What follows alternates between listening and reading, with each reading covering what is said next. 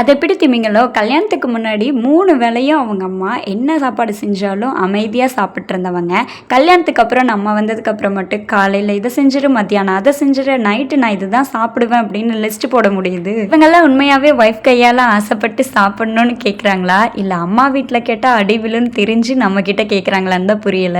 நானுமே ஃபர்ஸ்ட் எல்லாம் இவங்க கேட்குறாங்களேன்னு ஆசையாக தெரியலனாலும் யூடியூப்பெல்லாம் பார்த்து சமைச்சு கொடுத்துருக்கேன். பட் போக போக அதே ஒரு வெறுப்பாக மாறிடுச்சு. எதனாலன்னா என்ன ஐட்டம் அடுத்து சமைக்கிறதுன்னு தெரியாமல் போயிடுச்சு. ஸோ அதுக்கப்புறம்லாம் நானும் எங்கள் அத்தையோட ஸ்டைலே ஃபாலோ பண்ண ஆரம்பிச்சிட்டேன். காலையிலும் மத்தியானமும் ஒரே சாப்பாடு ஒரே குழம்பு தான். நைட்டு ஒரு இட்லி இல்லைன்னா தோசை, அவ்வளோதான். மறக்காமல் உங்கள் வீட்டிலலாம் நீங்கள் இதை எப்படி சமாளிக்கிறீங்கன்னு ஒரு கமெண்ட் பண்ணுங்கள். இன்வைல் கிச்சனில் கொஞ்சம் ஆயில் கண்டெய்னர்ஸ் எல்லாம் ரீஃபில் பண்ண வேண்டியது இருந்தது. எல்லாமே க்ளீன் பண்ணி ரீஃபில் பண்ணி வச்சுட்டேன். ஆயில் கண்டெய்னர் க்ளீன் பண்ண ஒரு சிம்பிள் டிப்ஸ் சொல்கிறேன். கொஞ்சமாக ஹாட் வாட்டர், அது கூட கல்லுப்பு, வாஷிங் லிக்விட் சேர்த்து நல்லா வாஷ் பண்ணி எடுத்தால் சூப்பராக க்ளீன் ஆயிரும். கண்டிப்பாக ட்ரை பண்ணி பாருங்கள்.